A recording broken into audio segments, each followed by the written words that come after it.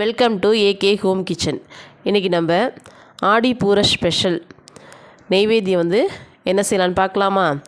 இதுக்கு நான் ரேஷன் பச்சரிசியில் உப்புருண்டையும் நீர் உருண்டை தான் பூரண கொழுக்கட்டையும் செஞ்சுருக்கேன். கொழுக்கட்டை ரொம்ப சாஃப்டாகவும் ரொம்ப டேஸ்ட்டாகவும் இருந்துச்சு. ரேஷன் பச்சரிசியில் செஞ்சதுக்கான ஒரு இதே இல்லை, அவ்வளோ டேஸ்ட்டு, வாசமாகவும் இருந்துச்சு. அந்த ஸ்மெல்லாம் வரும்னு சொல்லுவாங்களா, அதுமாரிலாம் வரல, நல்லாவே இருந்துச்சு. இதை இன்ஸ்டண்ட்டாக குயிக்காக செய்கிறதுக்கான ஒரு மெத்தட் தான் நான் இப்போ உங்களுக்கு சொல்லித்தர போகிறேன். பிகினர்ஸும் ஈஸியாகவே செஞ்சிடலாம். சின்ன சின்ன டிப்ஸை ஃபாலோ பண்ணி இது செஞ்சிங்கன்னா டேஸ்ட் அவ்வளோ சூப்பராக இருக்கும். குழந்தைங்களுக்கும் அவ்வளோ பிடிக்கும். நீங்கள் ஈவினிங் டைமில் குயிக்காக செய்கிறதுக்கு இது கொஞ்சம் ஈஸியாகவே இருக்கும். நான் ஆல்ரெடி கொழுக்கட்டை மாவு எப்படி செய்யணும், ப்ரிப்பேர் பண்ணி வச்சுக்கலான்ற வீடியோவும் போட்டிருக்கேன். அதையும் டிஸ்கிரிப்ஷனில் லிங்க் கொடுக்குறேன், அதையும் போய் பாருங்கள். நம்ம சேனலை சப்ஸ்கிரைப் பண்ணிவிட்டு பார்க்காதவங்க சப்ஸ்கிரைப் பண்ணிவிட்டு ஃபாலோ பண்ணிவிட்டு வாங்க ரெசிபிக்குள்ளே போகலாம். இப்போது நான் ரேஷன் பச்சரிசி எடுத்து ஒரு 4 to 5 டைம்ஸ் நல்லா கழுவிட்டு 2 மணி நேரம் ஊற வச்சு இந்த மாதிரி தண்ணியை வடித்து வச்சுருக்கேன். இது போல் நெறிக்கட்டி வச்சிங்கன்னா ரைஸ் கையில் நீங்கள் பிடிச்சி பார்க்கக்குள்ள ரைஸ் கையில் ஒட்டணும், 1-2 ஒட்டினா தான் கரெக்டாக இருக்கும். இப்போ இதை மிக்ஸி ஜாரில் இந்த அரிசியை சேர்த்துட்டு நம்ம அரைச்சி எடுத்துக்கலாம். ரொம்பவும் கொரகொரப்பாகவும் அரைக்க வேணாம், ரொம்பவும் சாஃப்டாகவும் அரைக்க வேணாம்.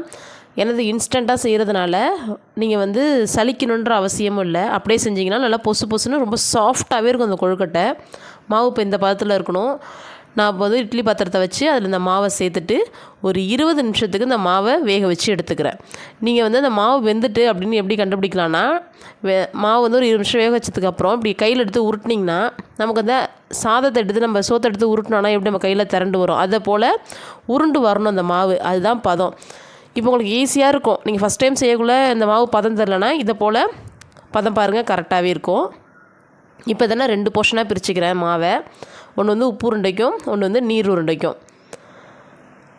இப்போது நம்ம நீர் உருண்டைக்கு எடுத்து வச்சோம்ல பூரண கொழுக்கட்டைக்கு, அதில் உப்பு சேர்த்துட்டு தண்ணியை தெளித்து சப்பாத்தி மாவோட லூஸாக இருக்கணும் மாவு, அதை போல் பிசைஞ்சு நம்ம எடுத்துக்கலாம். நம்ம இப்போ வேக வச்சதுனால அதில் குட்டி குட்டியாக அந்த பபிள்ஸ் மாதிரி இருக்கும். அப்படி அது உங்களுக்கு வேணான்னு நினச்சிங்கன்னா நல்லா ஆற விட்டுட்டு மிக்ஸி ஜாரில் வச்சு ஒரு ஓட்டினீங்கன்னா நல்லா கொஞ்சம் அப்படியே பல்ஸ் மோடில் வச்சு எடுத்திங்கனாலே அது என்ன ஆகும்னா நல்லா உதிரி உதிரியாக வந்துடும். உங்களுக்கு பிசையறதுக்கு கொஞ்சம் ஈஸியாக இருக்கும். இது ஒரு சின்ன டிப்பு, அதை நீங்கள் ஃபாலோ பண்ணிக்கலாம்.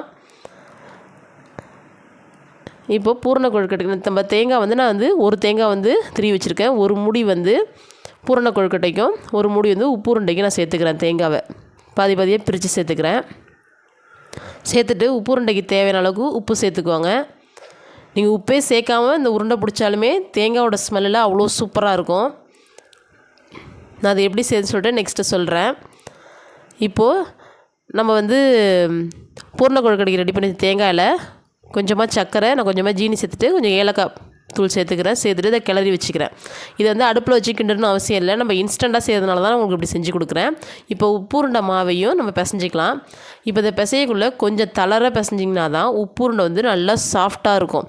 நீங்கள் கொஞ்சம் ஹார்டாக இறுக்கமாக பிடிச்சி வச்சிங்கன்னா அது ரொம்ப ஹார்டாகிடும். உங்களுக்கு சாப்பிட்றதுக்கு அந்த டேஸ்ட் நல்லா இருக்காது. இப்போ நம்ம எல்லா உருண்டையும் உருட்டி எடுத்து வச்சுக்கலாம்.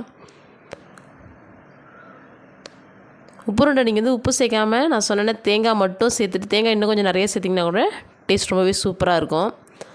இப்போ இதை உருட்டி வச்சுட்டு அடுத்தது பூரண கொழுக்கட்டை செய்யலாம். எங்கள் ஊர் பக்கம்லாம் நாங்கள் நீர் உருண்டைன்னு தான் சொல்லுவோம். இது டேஸ்ட் அவ்வளோ சூப்பராக இருக்கும். ஏன்னா இன்ஸ்டண்ட்டாக குயிக்காக செஞ்சிடலாம். நம்ம எந்த அளவுக்கு வேலை ரொம்ப மிச்சமாகும். இந்த பூரணம் ரொம்ப ஈஸியாகவே குயிக்காக செஞ்சிடலாம். நம்ம பாகு நிறுத்து தேங்காவை நல்லா கிண்டிட்டு அப்புறம் பூரணம் நம்ம ரெடி பண்ணுறதுக்கு டைம் ஆகும். இது ஆல்ரெடி அழகாக கிளறி நம்ம அப்படியே வச்சுட்டு ஸ்டஃப் பண்ணால் இன்னுமே சூப்பராக இருக்கும் டேஸ்ட்டு. அதனால தான் இப்படி செஞ்சேன். ஏன்னா பிகினர் செய்யக்குள்ள உங்களுக்கு இந்த பாகு பதம் அதெல்லாம் தெரியாது, கொஞ்சம் கஷ்டமாக இருக்கும். இப்போ இப்படி செய்யக்குள்ள கொஞ்சம் ஈஸியாகவே இருக்கும். இப்போ நம்ம எல்லா உருண்டையும் உருட்டியாச்சு. அதே போல் இட்லி பாத்திரத்தில் ஒரு 15 to 20 மினிட்ஸ் 15-20 நிமிஷத்துக்கு வச்சு வேக விடுங்க. ஏன்னா ஆல்ரெடி மாவு கொஞ்சம் வெந்ததுனால கரெக்டாக இருக்கும். இந்த டைமிங் கரெக்டாக இருக்கும்.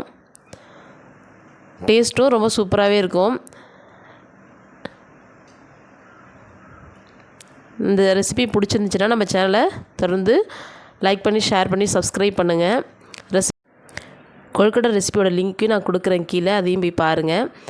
தேங்க்யூ.